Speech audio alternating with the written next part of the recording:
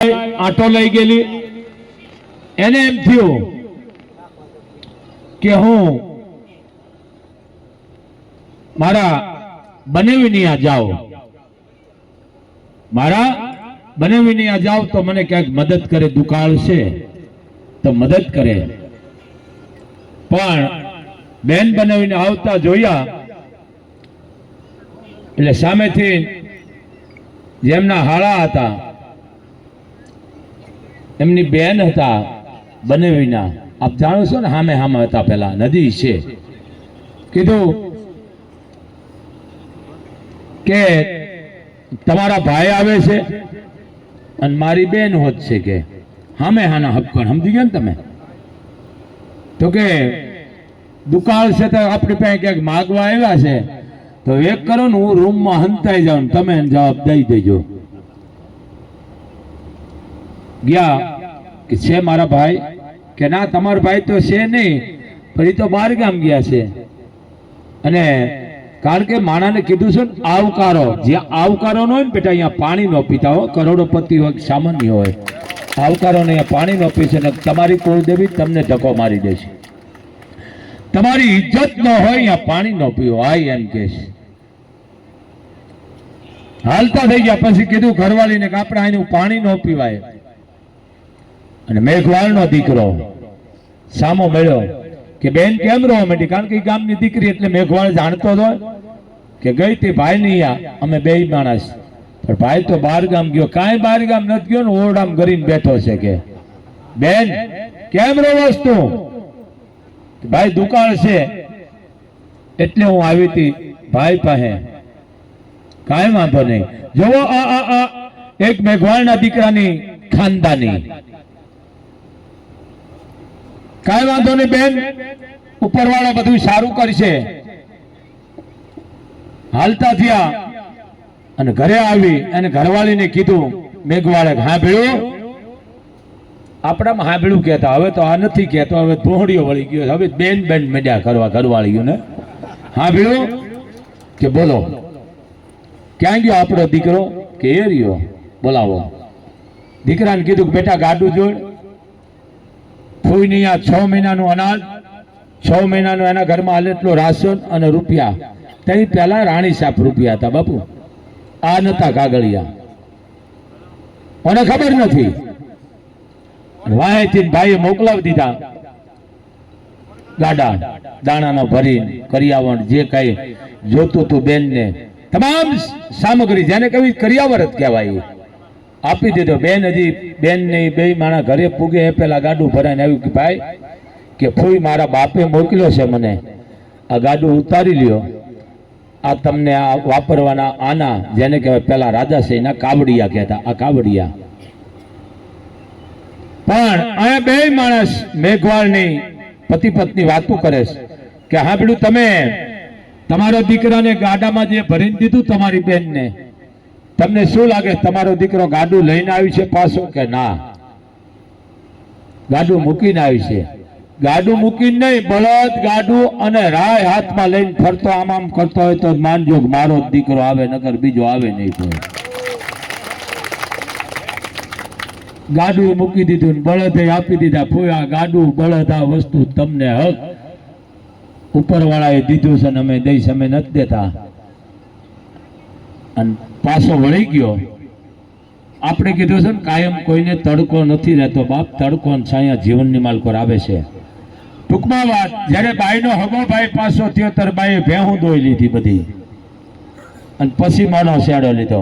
પણ જીભ ન માને જેથી મેઘવાળ પાછો થયો તેથી બેને ભેહું દોવાની બંધ કરી દીધી, અધ્ધોઈ કરી નાખી અને મોનો ઘૂમતો લઈને એટલું કીધું, બાપ તું વણાટ અમે વણકર નહીં નાતે નેડો, હે જોગડા હું તો તારા ગુણ ને રોવું. જોગડા નામ જોગડો હતો.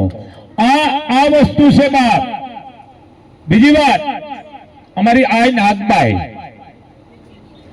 નાગબાઈ હિમાલય હાલતા થયા.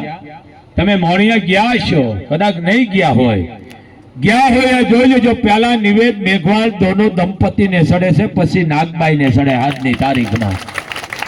મોણિયા જાવ ને એ ઠાકોર સાહેબ પક્ષપાત નથી, દોનો દંપતી માના હામાં બેઠા છે મેઘવાળો. કારણ જ્યારે માતાજી હિમાલય હાલતા થયા, નાગબાઈ હિમાલય હાલતા થયા એટલે આપણે કહી છે ને સુકન, આપણે કહી છે ને હું તમે હેલ હામી મળીને ગા મળીને દીકરી મળીને કહી છે ને આજની તારીખમાં.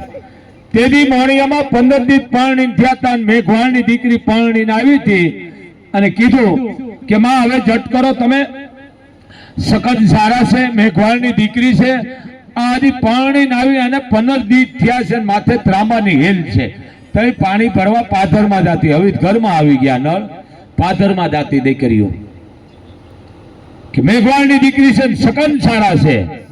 એટલે માં તરત પાલખીમાં બેસી ગયા, કારણ કે સામે પાણીની હેલ હતી. મેઘવાળની દીકરી હતી, 18 થી 19 વર્ષની દીકરી હતી, પરણીને આવતી હતી અને 15 દી થયા મોણિયામાં.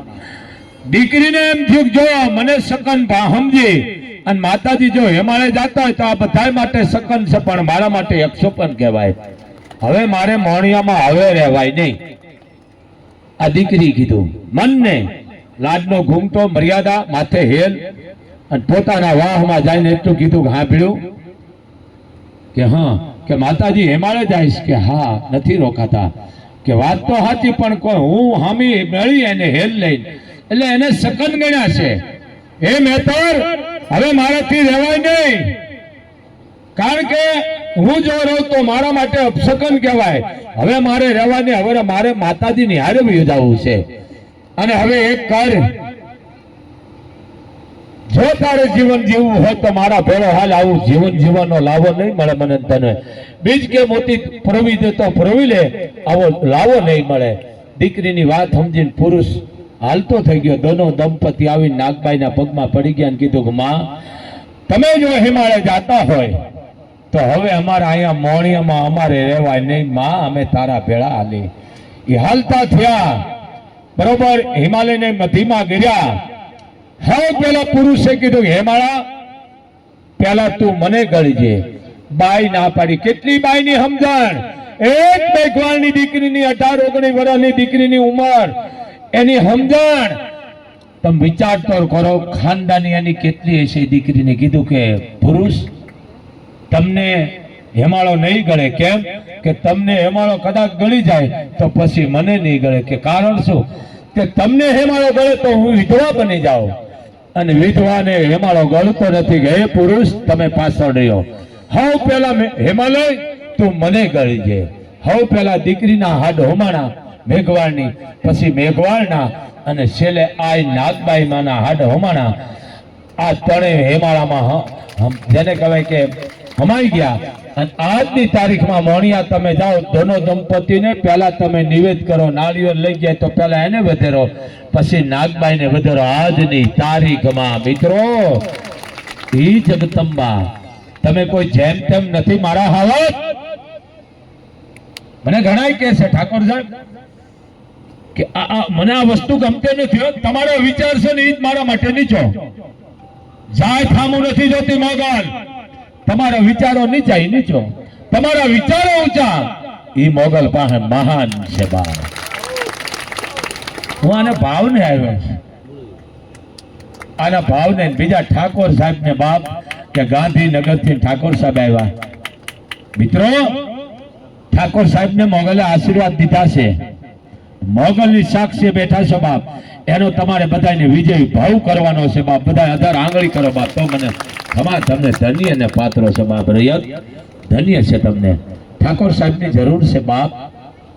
મને વિશ્વાસ છે ઠાકોર સાહેબને ટિકિટ મળી છે ને અને વિજય મોગલ કરશે, મને પૂરો વિશ્વાસ છે.